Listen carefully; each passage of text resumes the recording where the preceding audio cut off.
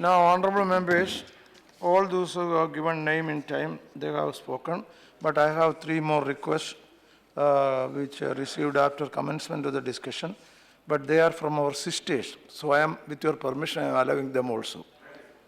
Srimati Vandana, Chavan.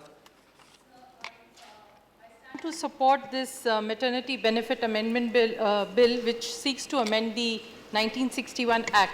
So the two main provisions that this bill seeks to make is, one is extending the time period of the maternity leave, and secondly inserting the section 11A for provision of creche facilities. So both are indeed very commendable provisions, and I congratulate the government for that.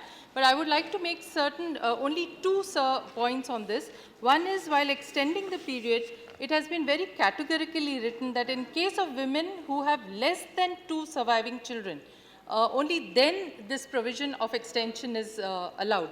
So I would like to say that this is very discriminatory. Kehkesha ji has already said there are sometimes social pressures where the third child comes into being, or then there is maybe two. I know of a person who has 2 mentally handicapped children, challenged children, so she wanted to take a chance for the third. So in such a case, will she not be given that maternity leave extension? This is a question I think the government needs to look into.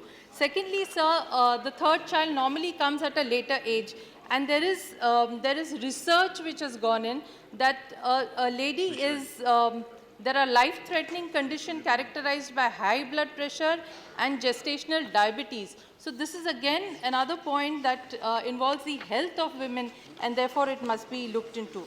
So the second point which I wish to make is about the creches. Sir, this present provision is about wherever there are 50 employees, only there will be a creche. So this is in conflict with the provisions of the Factories Act of 1948, which says that every factory which has more than 30 women workers, there a creche facility would be made available. And therefore, I feel that instead of the 50 workers, if the 30 workers is looked into, that would make it more feasible, and the government may be looked into. May kindly look into this. And the last submission, sir, which a lot of my colleagues have already made, we have to start talking about paternity leave in future.